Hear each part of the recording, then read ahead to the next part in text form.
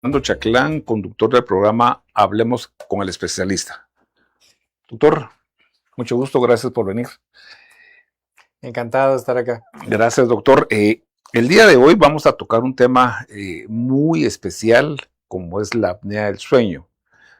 Por supuesto, nos acompañará un especialista en neurología, como es el doctor David Alejandro Yascal, quien además de ser médico internista, es médico especialista en neurología por la Universidad de San Carlos y el Hospital San Juan de Dios. Pero antes de entrar a conocer el currículum del doctor, pues quiero mandarle un saludo, un agradecimiento muy especial a las autoridades de la Universidad de San Carlos de Guatemala y por supuesto a todas las personas que nos están escuchando, nos están viendo por todas las redes sociales, especialmente por Facebook, quienes ahora estamos conectados con el Colegio de Médicos, con horas crédito para los colegas médicos que se adhieran al Facebook y todo. Ahí va a aparecer un link en donde se tienen que inscribir para que el colegio les dé sus horas crédito. Por supuesto, le mandamos un saludo muy especial hasta la ciudad de Perú, al doctor Iván Salinas y doctor Martín Pando, quienes se enlazan con nosotros en la radio Somos Capaces. Este programa también es transmitido en todas las redes sociales de podcast, Facebook, Instagram, Spotify, TikTok y todas las redes que existen. Además de eso, como ustedes saben, esto permanece en la radio 92.1. Hoy nos acompaña, como decía al inicio, con el doctor David Alejandro Yascal, quien es médico y cirujano egresado de la Universidad de San Carlos de Guatemala. Además de eso, tiene una maestría en neurología y neurofisiología por la Universidad de San Carlos de Guatemala y el Hospital San Juan de Dios. Tiene una maestría en evaluación y formulación de proyectos.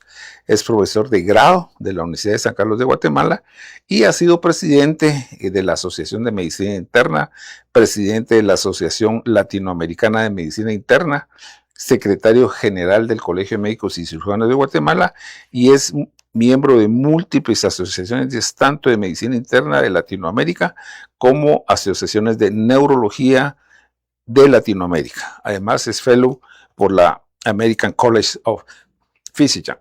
Doctor, bienvenido a tu universidad, bienvenido a tu casa en este nuevo programa. Hace 2 años iniciamos estos programas, Alejandro. Fuiste el primer invitado y hoy cerrás ciclo. Así es que bienvenido. Muchas gracias, aquí estoy a la orden, encantado de estar con ustedes.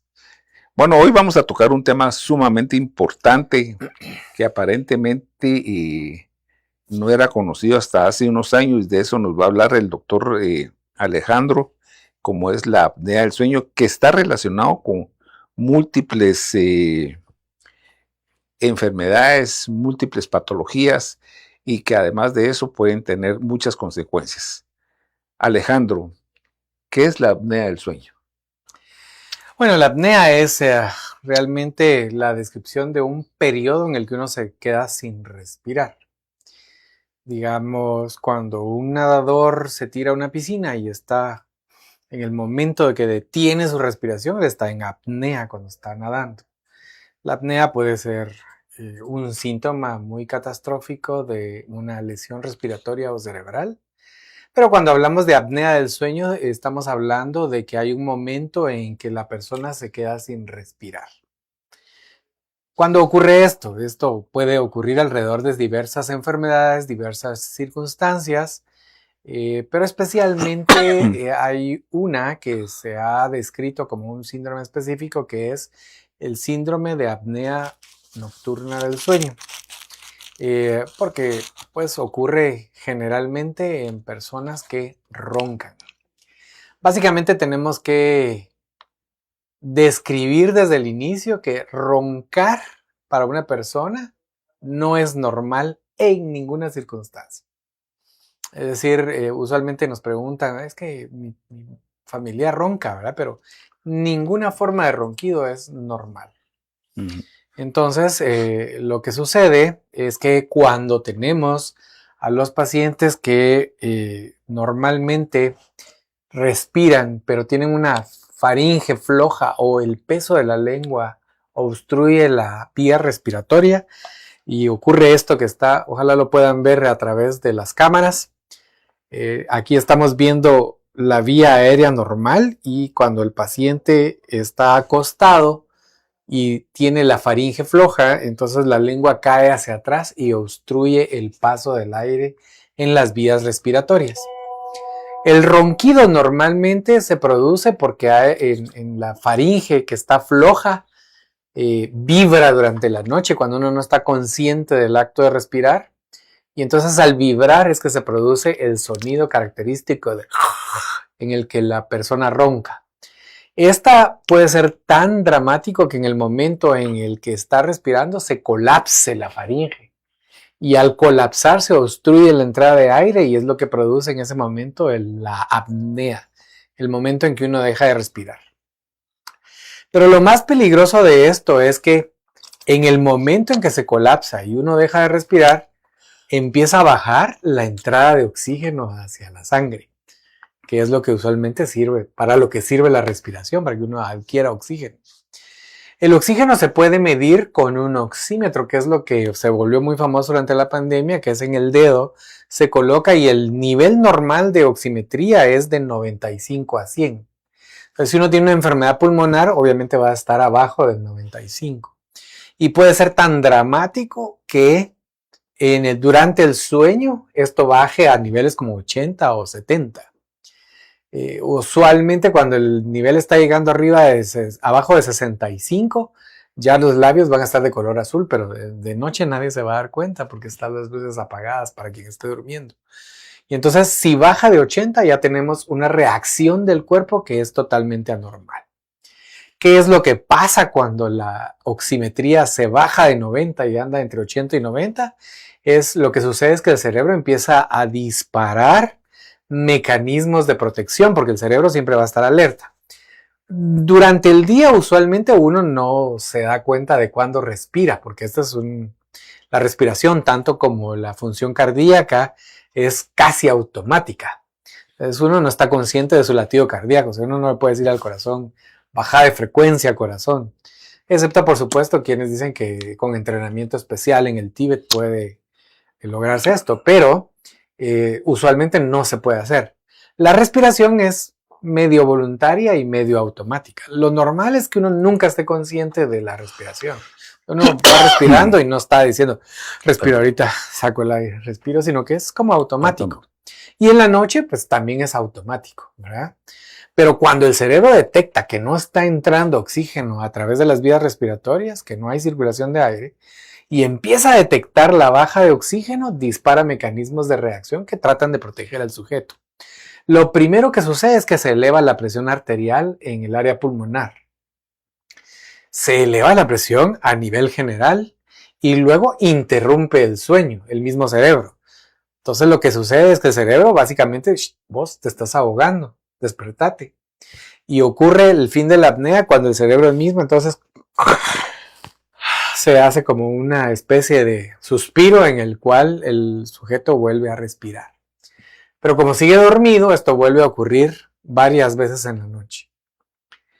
El problema para el cerebro es que cuando el sueño se ve interrumpido, entonces hay efectos secundarios que van a manifestarse como síntomas.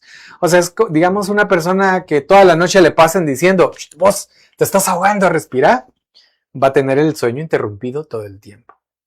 El sueño, para que uno descanse, requiere de al menos 5 estadios que se miden básicamente en base a la función eléctrica del encefalograma. Entonces uno va pasando por un estadio 1, 2, 3, 4 y 5. El 5 es el más importante realmente, que es uno que se llama el ciclo REM de sueño. El REM viene del inglés, ¿verdad? Rapid Eye Movement, en el cual los ojos empiezan a moverse por varias formas, básicamente sin control, y en ese momento es el momento en que uno está descansando realmente, es el momento en que el cerebro se repara, memoriza, descansa, y también es el momento en que soñamos. Es decir, que si uno se recuerda de sus sueños o tiene pesadillas, en realidad sí está logrando llegar al ciclo REM de sueño para descansar. El paciente que tiene una apnea de sueño, cuando va profundizando en su sueño y el cerebro interrumpe el sueño, hace que uno no llegue al final del descanso. De manera que lo que va a pasar es que al otro día el sujeto va a estar cansado. Entonces, la manifestación clínica más frecuente de los pacientes que tienen apnea de sueño es tener sueño de día, somnolencia diurna. Entonces se duermen, o sea, siempre andan cansados, con sueño. Y en otros países que tienen carreteras muy largas y que hay, por ejemplo, un camionero que vaya manejando, lo que va a suceder es que se duermen manejando. O sea, no es normal dormirse. Si hay una persona que viendo tele en la tarde se duerme viendo la tele, eso no es normal. O sea que eso significa que está teniendo somnolencia diurna. Tener sueño de día nunca es normal. Por supuesto, uno debiera descansar las 7, 8 horas de sueño normal, ¿verdad? Pero si el sueño se ve interrumpido, entonces vamos a tener somnolencia.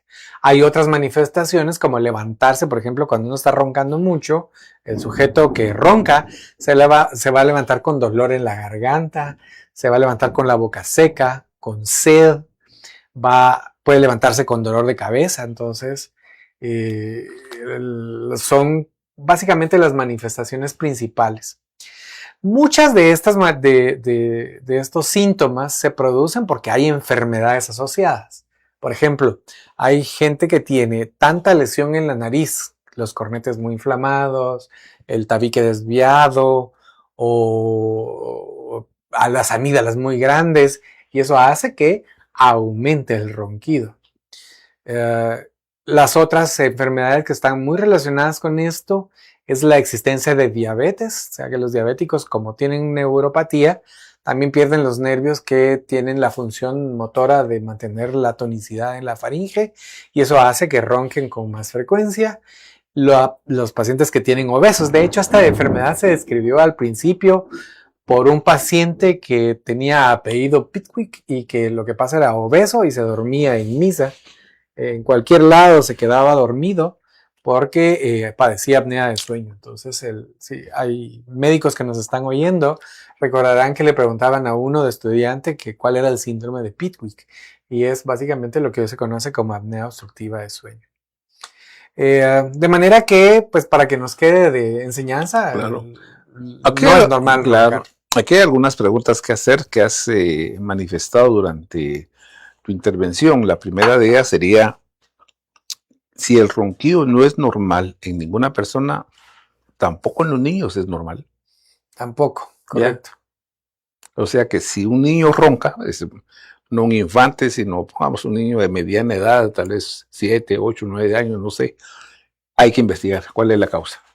Sí, y en los niños, pues afortunadamente la solución es un poco más fácil porque los trastornos más frecuentes de los niños es que tengan lesiones propias de la nasofaringe. Digamos, lo que es muy frecuente es tener adenoides inflamados, amígdalas inflamadas, rinitis que no se corrigen. Y entonces el tratamiento oportuno puede hacer que los niños mejoren dramáticamente con un tratamiento local, lo cual no ocurre en adultos, ¿verdad? Porque aunque hay que tratarlos de todos modos, pues no se corrigen con la facilidad que se corrigen los niños.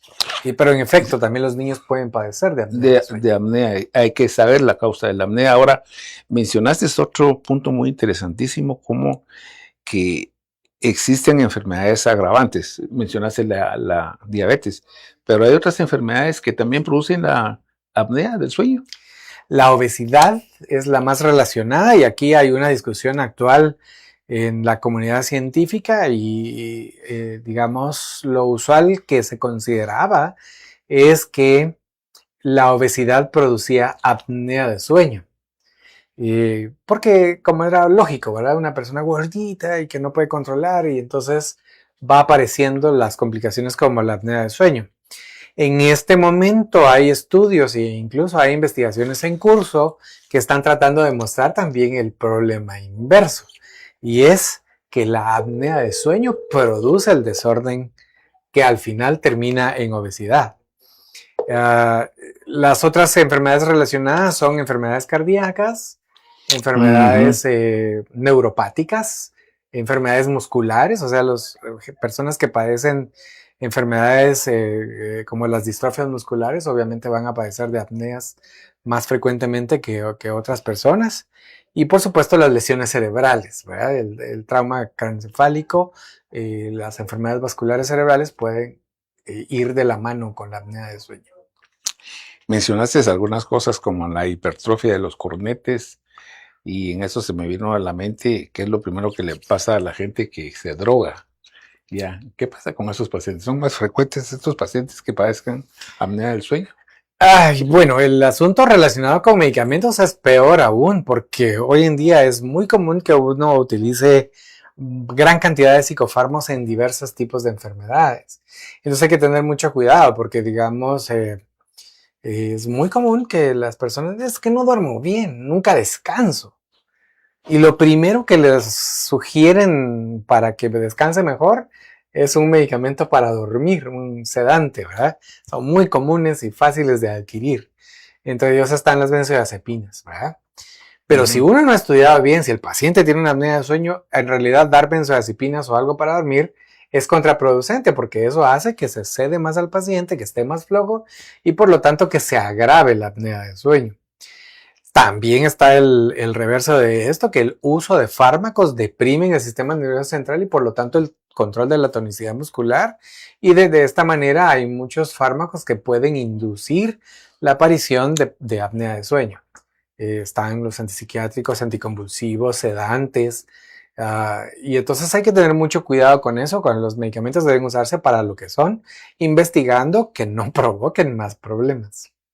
Sí, entonces mencionaste pues algunos de los riesgos de la apnea del sueño, pero esto es muy complejo. Ya no mencionaste que es multifactorial. Eso, no solo eso, sino además de lo poco que hablamos de las complicaciones, hay otras complicaciones a largo plazo. La peor parte realmente se la lleva la circulación cardíaca y pulmonar. La principal complicación cardiopulmonar es la hipertensión arterial pulmonar. Entonces, como es lógico, por lo menos para los que estamos empapados en el campo médico, es que si hay una hipertensión arterial pulmonar, al final también se deteriora el corazón. Porque entonces aumenta el riesgo de infartos cardíacos, aumenta la cantidad de aterosclerosis y por lo tanto aumenta el riesgo de mortalidad. Hoy en día se reconoce a la apnea de sueño como un riesgo cardiovascular importante, del peso estadístico igual que la hipertensión arterial o la diabetes. Es decir, nosotros sabemos que quien padece de hipertensión arterial tiene un riesgo mayor de morir antes de lo provocado. Lo mismo sucede con la diabetes y si sumamos que hay alguien que tiene hipertensión, diabetes y apnea de sueño, se aumenta el riesgo cardiovascular. Es muy común para los médicos los relatos de personas que fallecen en la noche sin por qué ni para qué. Se murió dormido. Pero estas muertes ocurren no porque sean automáticas o magia negra, sino que ocurren porque ahí hay factores de riesgo. Entre ellos la apnea nocturna, la apnea de sueño es la más importante. La enfermedad cardiovascular también. Y el riesgo aumentado y multiplicado de padecer combinadas las dos cosas es importantísimo. Aumenta también la cantidad de enfermedad cerebrovascular y aumenta los niveles de demencia. Es decir, la persona que ronca, debido a que ha pasado con hipoxemia nocturna mucha cantidad de tiempo, aumenta la posibilidad de padecer demencia del tipo de Alzheimer, solo por padecer apnea de sueño. Es decir, que si hay una persona que ronca, debe tratarse para evitar todos estos riesgos a futuro que se manifiestan a futuro. Pero no es una cuestión sine qua non. Tienen apnea del sueño, padecen de Alzheimer. O sí está comprobado que la mayoría o todos o un buen porcentaje. No. Lo que se conoce hoy en día es que aumenta el riesgo. Ok. Es decir, es un factor de riesgo para padecer, ¿verdad? Pero creo que conforme avance la ciencia y veamos más el asunto del análisis estadístico a largo plazo, vamos a comprobar que hay mucha más relación de la que pensamos ahora. Al principio decías algo muy interesante, que esto no existía antes. Y quién sabe, la verdad es que sí, lo más probable es que existía muchísimo. Pero lo que pasa es que ahora lo diagnosticamos con una mayor facilidad. Eh, quién sabe, de repente esto en la historia ya estaba en la humanidad desde hace siglos. Claro. Y esto no permitía que aumentáramos nuestra longevidad, mientras que ahora, protegiendo al ser humano de los riesgos que le producen padecer ciertos factores como hipertensión, apnea de sueño, diabetes, mejor tratado, hace que el ser humano pueda tener mayor No, y es expectativa de cierto lo que vida. estás diciendo, porque antes la gente decía, es que Juanito ronca mucho, pero es normal porque está gordo. Ya, sí lo relacionaban con la obesidad, pero era normal. Ajá, Ya, y cosa que ahora se sabe que no es normal. no, Ya, por porque supuesto. eso nos da unos riesgos y todo. Ahora, ¿qué es primero, Alejandro? ¿La apnea del sueño o las otras enfermedades? Está difícil, esa respuesta es súper difícil, porque sucede lo que hay ahora en el mundo de la academia, es que hay muchísimas publicaciones que, por ejemplo, en el caso de la obesidad, le dicen es que la obesidad es la causa de que uno tenga apnea de sueño. Pero por el otro lado hay otros corrientes de investigación que están demostrando que en este momento que tener apnea de sueño hace que el paciente se ponga obeso. Es como muy complicado realmente, porque el ciclo inflamatorio que produce tener casi todos estos factores de riesgos, y esto es otra área de conocimiento, pero muy interesante porque, digamos, en este momento hay mucha gente que está viendo los procesos. Estamos hablando de la inflamación molecular, o sea, no como se describió clásicamente de estar uno inflamado y verse rojo e hinchado, sino que, digamos, es reconocido que la persona que tiene enfermedad cardiovascular a nivel coronario, por ejemplo, pues la tiene porque hay un sistema inflamatorio ahí continuo que hace que se vaya depositando el colesterol en las arterias al final de cuentas, lo que al final repercute en tener un infarto y obstrucción de las arterias. Ese sistema inflamatorio está condicionado no solo por el colesterol alto ni el paciente hipertenso, también se produce, son las mismas moléculas por otras enfermedades.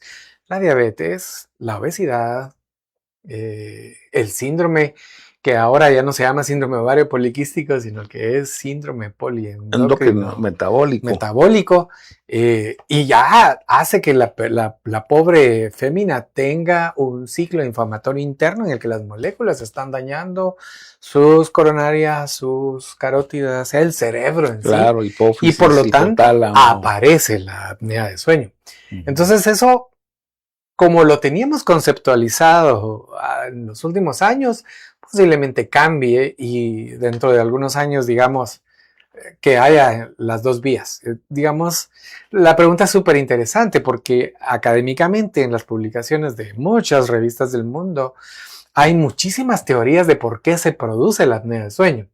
Y entonces yo he leído artículos en los que le dicen es que hay una lesión en el hipotálamo de tal tipo y que hay una lesión en el núcleo ventromedial, pero es como todo muy teórico porque es difícil de probar. Yo, por ejemplo, apoyo otra corriente que dice que el daño neuropático es lo que produce que uno tenga apnea de sueño, porque, digamos, es como se demostró en el colon irritable, ¿verdad? En el colon irritable vinieron en algún momento y empezaron a tomar muestras y al contarle las neuronas, ¿te recuerdas de los plexos de Auerbach? Que se pueden contar las neuronas, se notó que había menos cantidad de neuronas y entonces empezaron es que hay una degeneración neuronal en el intestino y eso es lo que produce en realidad el síndrome de intestino irritable. Lo mismo sucede con la apnea de sueño, que pues no tenemos datos realmente de que nos hayan contado las neuronas que inervan los músculos faringios, pero lo más probable es que también estén deteriorados, porque el problema es que quién se deja hacer una biopsia de la faringe para demostrarle su conteo, entonces no se puede hacer solamente en estudios post-mortem, y por eso es que es muy difícil demostrar con exactitud una teoría que nos diga, por esto se causa. El asunto es que conforme vaya avanzando la investigación y la ciencia, vamos a encontrar que probablemente tenemos las dos vías. Enfermedades que producen apnea del sueño y apneas que producen enfermedades.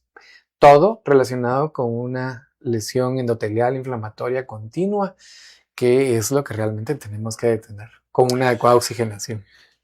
Para que, como este programa, además de los médicos que nos escuchan y todo, también van viéndolo las personas que van en su vehículo y los van a través del 92.1. La pregunta es, no todos los pacientes que se quedan dormidos en el día tienen apnea del sueño. También hay que descartar otras posibilidades. Por supuesto, Ya, por supuesto. Para que quede en la mente que si no la gente se nos puede alarmar, tengo apnea del sueño y no me he dado cuenta.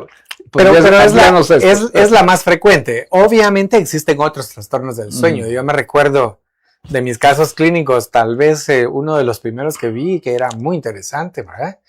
Entonces recuerdo un paciente que se quejaba de que se quedaba dormido en su trabajo. Y el problema es que pues empezaba muy de madrugada a trabajar, ¿no? Entonces hay trabajos complicados a veces. Entonces sucede que un día ya a las 6 de la mañana lo encontraron dormido en su lugar de trabajo. Y dice, mire doctor, no puedo seguir así, ¿verdad? ¿Por qué me pasa todo esto? El asunto es que lo mandamos a estudiar, ¿verdad? Porque ahora vamos a entrar a cómo se diagnostica la apnea del sueño. Lo enviamos a estudiar y sucede que no tenía apnea del sueño, a pesar de que era gordito y además ya estaba empezando a padecer hipertensión, sino que lo que pasaba era que convulsionaba en la noche.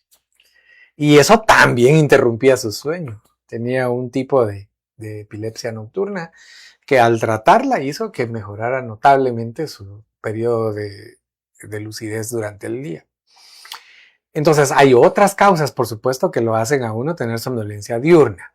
Hay enfermedades que además tienen alteraciones propias de sueño, pero eso ya es otro campo, claro. Que digamos enfermedades de sueño propio en que la gente se queda dormida sin por qué ni para qué y ya, ¿verdad?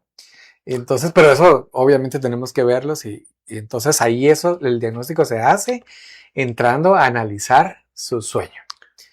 Es que te preguntaba esto porque sabes que el morbo, por ejemplo, y vamos a hacer de un tema muy interesante de algunos periodistas o pseudo periodistas en donde sacan la foto de funcionarios que están dormidos y lo primero que hace es se quedó dormido. Y comienzan a hacerle una crítica negativa, pero tremendamente al funcionario. Yo me recuerdo de casos, no voy a mencionar los nombres de esas personas, pero en la mayoría que he visto, por supuesto, son obesos, ¿ya?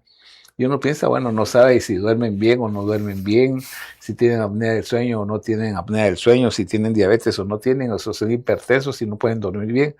Pero ese morbo hay que quitarlo. Ya, porque esta gente que toma esas fotos, como son gente sin experiencia, lo primero, lo que les interesa es vender. Entonces tocan eso y lo voy a hablar claramente y todo, porque sí, a nosotros los médicos nos molesta que saquen ese tipo de fotografías de gente que se está durmiendo en una conferencia de prensa, en un taller, en un seminario. Es más, a nosotros nos ha tocado cuando estamos, cuando nos ha tocado posturno llegar a un congreso, claro, y no hemos dormido más que 2 o 3 horas, nos quedamos dormidos a media charla y nos tenemos que salir, ¿verdad? Evidentemente hay otras causas, pero el problema es que tener somnolencia de día también es complicadísimo para las personas que tienen trabajos nocturnos. El asunto es que normalmente uno debiera dormir entre 7 a 8 horas, ¿verdad?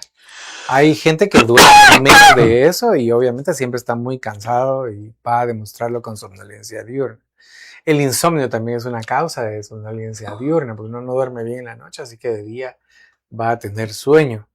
El hipotiroidismo es otra causa, exacto, insuficiencia suprarrenal, ¿verdad? Otros tipos de lesiones cerebrales pueden causarlo, por supuesto.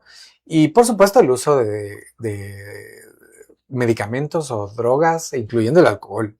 El alcohol es otra situación que trastorna notablemente el sueño y por lo tanto las personas van a padecer somnolencia diurna si están muy acostumbrados, están abusando. Sí, por eso venía la siguiente pregunta, porque si tenemos muchos factores y todo tal vez si nos amplías, pues entonces, el por qué entonces se llama síndrome, que nosotros lo entendemos bien como médicos, pero para la población que nos escucha y todo lo que has dicho, tal vez si se lo logras concretar, interesante, Claro. Sí, porque es interesante. que el asunto es que no es una patología con una causa definida, sino Sí, que es un conjunto de síntomas que conocemos bien, que se comporta de la misma manera independientemente de las causas que estén alrededor.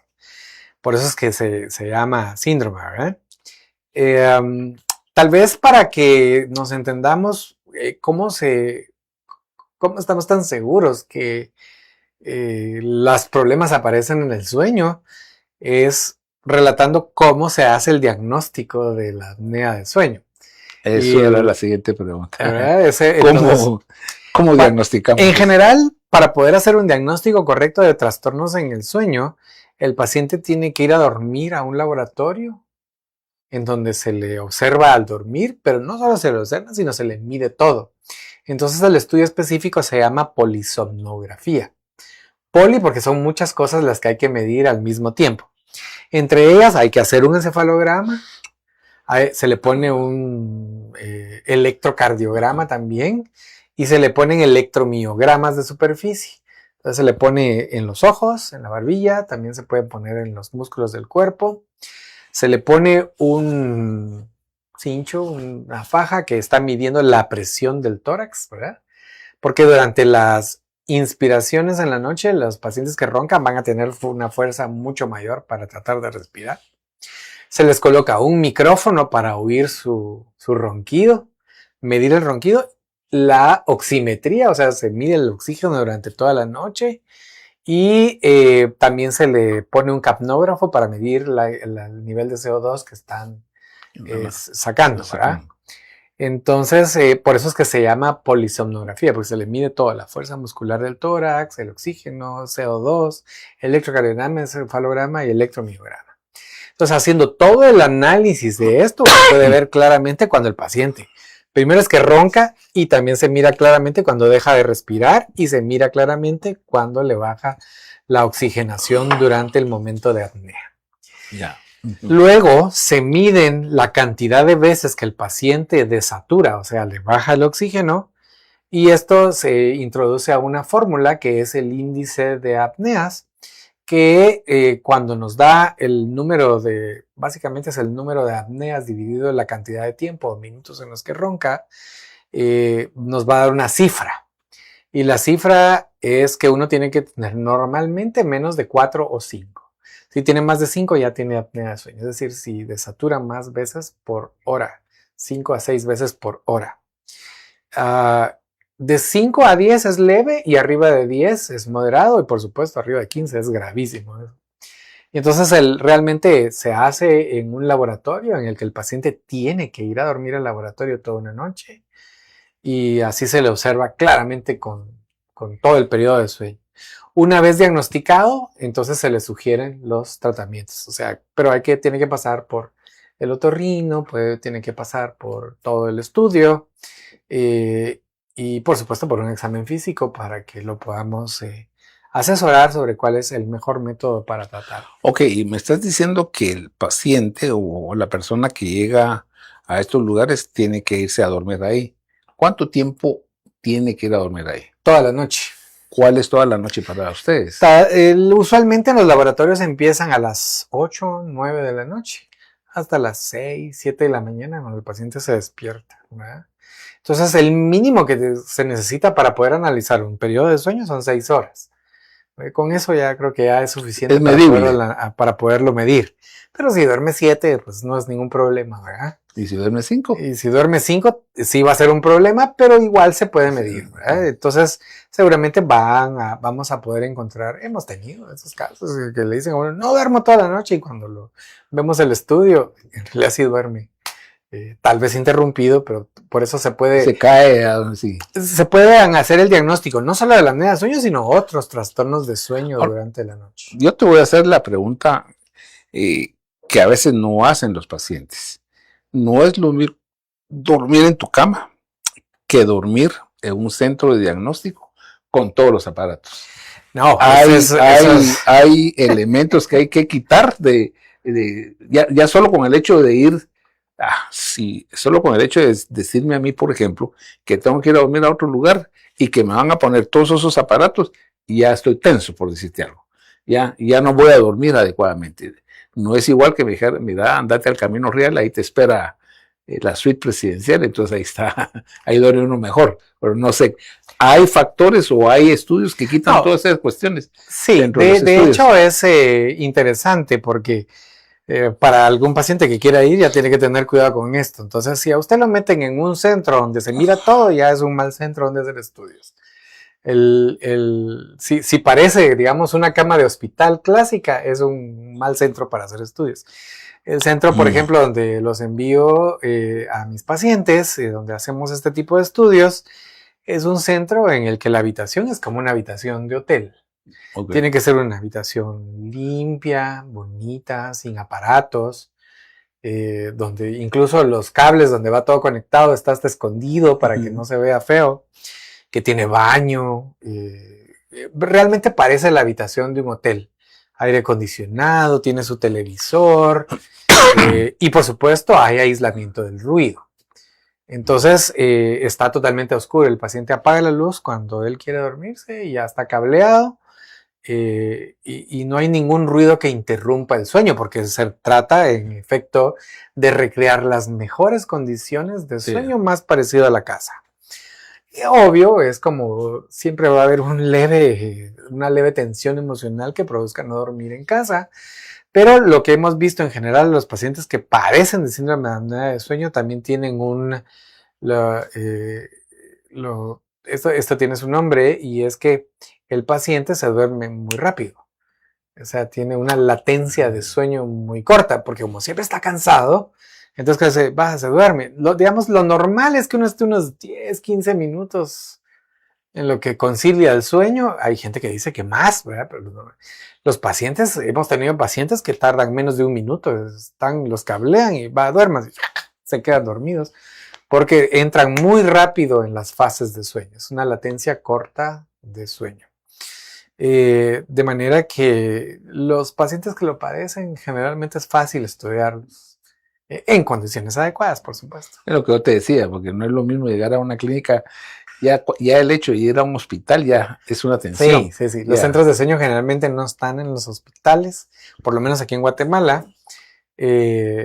Por supuesto hay hospitales en los Estados Unidos que tienen centros completos, pisos de estudio de sueño, pero tratan de lo mismo, de recrear un lugar bonito, agradable, aislado de ruido, para que uno se sienta cómodo al dormir.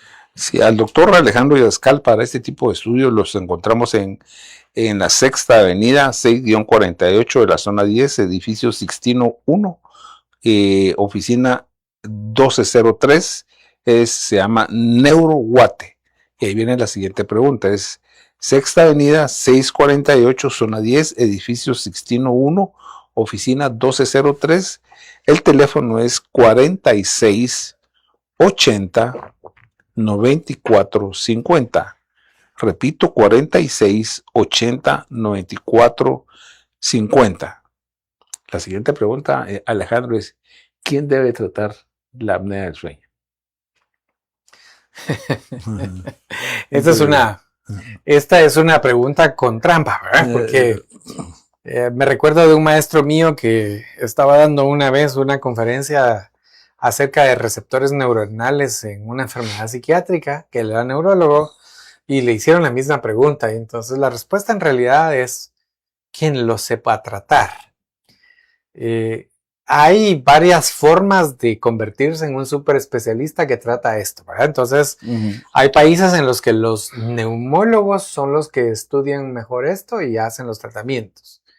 Hay países en los que el área que estudia mejor esto es los neurólogos, pero hoy en día se reconoce que hay un área específica que se llama somnología, que es estudiar y especializarse o super especializarse en el área propiamente de trastornos del sueño. Entonces, idealmente debiera ser el somnólogo, que aquí en Guatemala hay uno o dos, pero en general un neumólogo puede guiar bien esto y un neurólogo puede guiar bien el tratamiento. Así que depende, el que lo sepa tratar y que le salve el riesgo que va a tener el paciente, estaría perfecto. Consta que no, no fui maestro del doctor. Casi somos de la misma época. Ahora, Alejandro, es interesante porque es demasiado complejo. Entonces, lo de la apnea del sueño, y de ahí es la siguiente pregunta. Entonces, ¿cómo se trata la apnea del sueño? Porque entonces, si es complejo, es un síndrome, el tratamiento también es complejo. ¿Ya? Sí, y ese es un problema, que en realidad el paciente debe ser atendido de una forma integral, porque lo ideal es que hayan equipos multidisciplinarios para el tratamiento de enfermedades de este tipo, pero va a depender mucho del problema específico del paciente. Por ejemplo, cuando hablabas de niños, si el niño tiene unas lesiones en la nariz o en las amígdalas o en los adenoides, que hay que corregir, se corrige eso primero y se observa cómo va, ¿verdad? Y lo mismo en adultos, idealmente debemos hacer la interconsulta con el otorrino para corregir los problemas más importantes que pudieran estar alterando esto. También existen algunos tipos de cirugías que hay que hacer en algunos tipos de pacientes. Por ejemplo, si sus amígdalas están muy grandes, se le va a recomendar quitarse las amígdalas porque eso va a obstruir, pero no le va a curar la apnea de sueño, ¿verdad? Si el paciente es obeso, tiene que entrar a un régimen nutricional para tratar de bajar de peso. Si el paciente no hace ejercicio, debe entrar a un régimen de hacer ejercicio. Claro. Si padece hipertensión, hay que tratarle de hipertensión. Si padece diabetes, debe estar bien controlado con la diabetes. Pero lo más importante para que logre respirar bien es que en general se les sugiere el uso de una máquina que se llama la máquina de CPAP, ¿verdad? O APAP que hay ahora en este momento, que son unas máquinas muy parecidas a esto, la mayoría, por si lo pueden ver ahí. En realidad el paciente tiene que poner una mascarilla en su nariz y el aparato lo que hace básicamente es generar una corriente de aire con presión positiva para que se mantenga siempre dilatada la vía respiratoria, de manera que el aire circule sin problemas, sin obstrucción durante la noche. La presión que debe generar esto generalmente no es ni tan grande, es que puede ir entre 5 a 20 milímetros de agua o mercurio. Generalmente se mide con agua porque los aparatos son calibrados con agua y entonces no es ni siquiera es como para inflar un globo, ¿verdad? Es mucho más leve para mantener dilatada la vía respiratoria. De manera que el uso de estas máquinas hace que uno, primero, deje de roncar y segundo, que respire y oxigene perfectamente durante toda la noche. Obviamente se recomienda que uno utilice más de 5 horas. Pues, los artículos difieren, hay quienes dicen que 4.5 horas, 5 horas, pero realmente mientras más tiempo lo utilice uno, mejor, porque entonces uno puede alcanzar los ciclos de sueño y descansar apropiadamente y obviamente quitarse el riesgo de que el cerebro reaccione con todo lo que platicamos anteriormente. De manera que el uso del CPAP, APAP, son el tratamiento más importante recomendado, aparte de manejar todos los factores que pueden estar alrededor.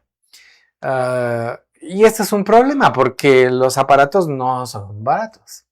Pero hay varios sistemas en casi la mayoría de países. Por ejemplo, aquí el Seguro Social está proporcionando los equipos a sus afiliados. Cuando se les diagnostica, le dan su equipo. Y por supuesto el mantenimiento, hay que cuidarlos y todo eso, pero es como ya se da. Dependiendo del seguro que usted use, también los seguros cubren algún tipo de estas enfermedades. Un costo. El costo, porque es un costo alto. Y si no, pues se pueden comprar. Hay empresas que alquilan los equipos y también se pueden comprar, que aunque no es tan barato, pues entre un televisor y salvar la vida es mejor comprar el aparato. Y entonces se puede realmente utilizar y manejar. Por supuesto, no es, la mayoría de personas se quejan de que es incómodo el uso de una mascarilla, pero hay diferentes equipos y arneses para que uno pueda soportar el manejo del equipo. Pero realmente depende de los países, se reporta entre 50 y 70% de apego al tratamiento. De manera que la mayoría de gente, cuando yo me recuerdo a un paciente, tal vez va a ser un mejor ejemplo, de que la primera noche que usó el CPAP, me llamó y me dice, doctor, es la primera vez en mi vida que tengo un sueño. Y eso significa que el equipo estaba funcionando súper bien, ¿verdad? Y además... Que llegó a su nivel 5. Que llegó a su nivel 5, ¿verdad? Y luego hay otros pacientes que descubren que el primer día que usan el equipo, la vida les cambia, porque entonces dejan de estar cansados, están alertas al otro día, se les quita la irritabilidad que mantenían por estar siempre cansados, sin dolor de cabeza, sin dolor de garganta. De manera que cuando los pacientes que han sufrido mucho por el síndrome de apnea obstructiva de sueño se dan cuenta de lo mejor que les va utilizando el aparato, no lo abandonan jamás. Eso quiere decir que el aparato, eso es de por vida, Alejandro. Correcto. Ya, y eso lo paga el Seguro Social de por vida. Sí. Bueno, es un mensaje para... no, sí, eso es un mensaje interesantísimo, porque hay tanta crítica negativa que le hacen al Seguro Social, y obviamente por eso es que el próximo mes vamos a tratar de las cosas buenas que hacen los médicos del Seguro Social, porque no todo es como lo quieren pintar algunas personas, especialmente un par de diputados que andan ahí haciéndose promoción y todo, pero ya el hecho que el doctor neurólogo nos está diciendo que les dan el CPAP de por vida para que duerman y tengan una mejor calidad de vida, eso ya es demasiado bueno. Bueno, y siempre lo hemos hablado con Alejandro de todas las cosas buenas que tiene el Seguro Social, que no las dicen, solo le sacan, como en todos los lugares, una cosa mala en 2 millones, pero es la que sale a la luz. Bien dice aquel dicho que dice Alejandro, hace las cosas 100%, hace 99 buenas y una mala, esa mala te arruina, ya. Pero qué buena esa información. Entonces es de por vida el tratamiento. Ya. Sí, no se puede usar este tipo de factores de riesgo, sobre todo que producen lesiones cardiovasculares, inflamatorias e inflamación crónica, no se puede de la noche a la mañana curar. Es igual que la hipertensión, ¿no? O sea, mire, si usted, para los pacientes que nos están viendo, porque ayer vi un paciente, algo así que le dijeron, tómese el medicamento para la presión por 15 días y ya que esté mejor. Jamás. Cuando uno entra a tratamientos para hipertensión es de por vida. La mayoría de hipercolesterolemas es de por vida. O sea, si usted no maneja bien los triglicéridos y hace una dieta correcta, es de por vida el tratamiento. Lo mismo es en esto, es de por vida. Bueno, y aquí me deja 2 escuelas. La primera, lo que estás diciendo de los medicamentos y todo, es que siempre nos han dicho los colegas, tengan una buena calidad de vida. Y al tener buena calidad de vida, lo decían unos colegas anteriormente, no fume, no tome, una buena dieta, haga ejercicios y todo. Creo que lo mismo es con ustedes los neurólogos, ya una calidad de vida. Claro. De hecho, ni siquiera hablamos de que todavía si hay un paciente con tabaquismo y con alcoholismo, esto se pone peor. O sea, no es que lo induzca el tabaquismo como produzca, sino al revés, se empeoran.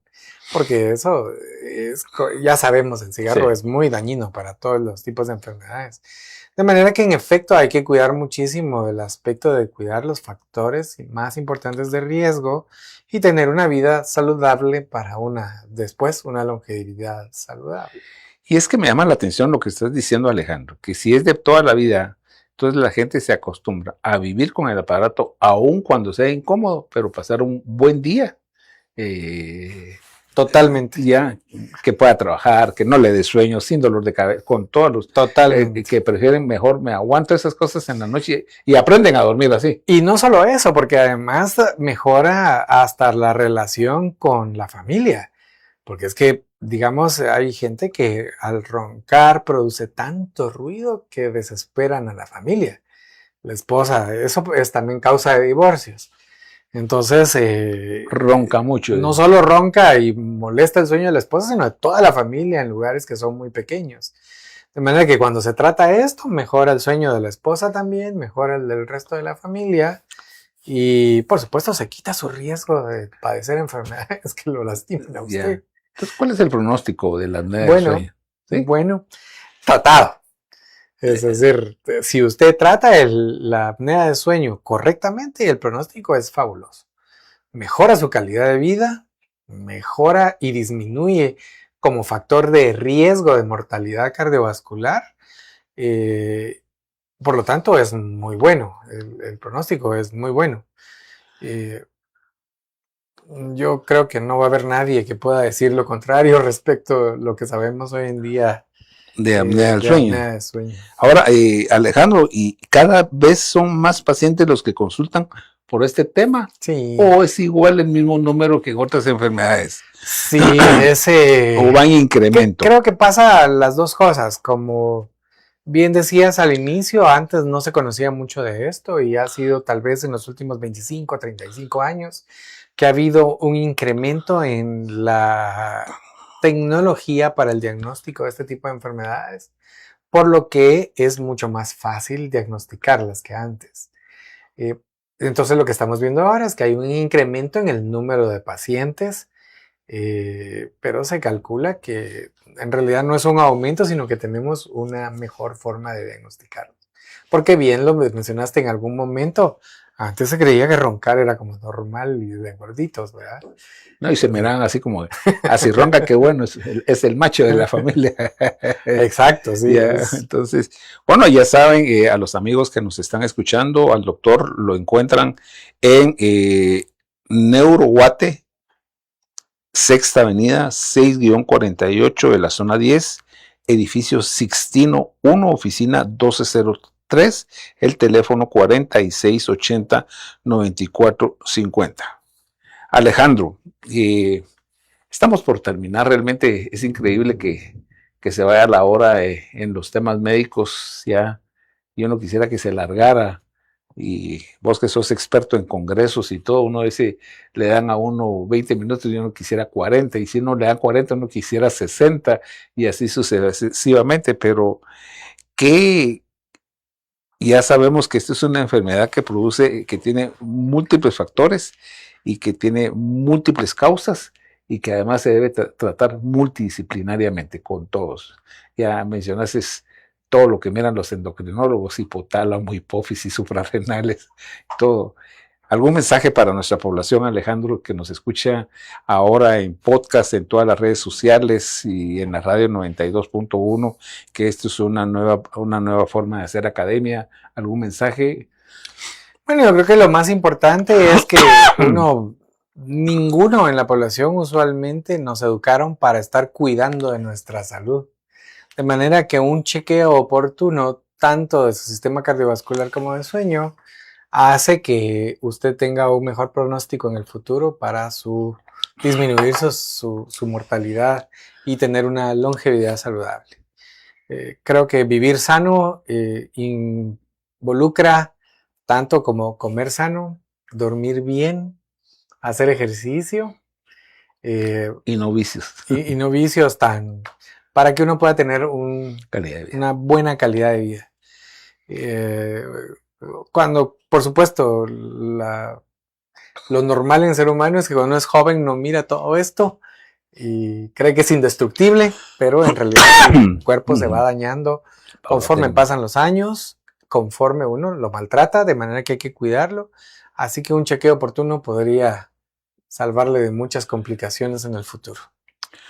Bueno, una vez más, muy agradecidos para todas estas personas que nos están escuchando y viendo a través de las diferentes redes sociales y la radio 92.1. Esto es parte de la Academia de la Universidad de San Carlos de Guatemala, en donde estamos dando a conocer diferentes temas médicos, de enfermedades médicas que tienen tratamientos con diferentes especialidades, y por supuesto siempre un agradecimiento a las altas autoridades de la universidad que nos dan la oportunidad de hacer este podcast, para transmitirlos a toda la población. Los esperamos el próximo lunes 22 con un nuevo tema que va a ser muy importante. Feliz tarde y feliz noche para todos los amigos centroamericanos, México, Panamá y Perú. Saludos. Gracias, Oscar.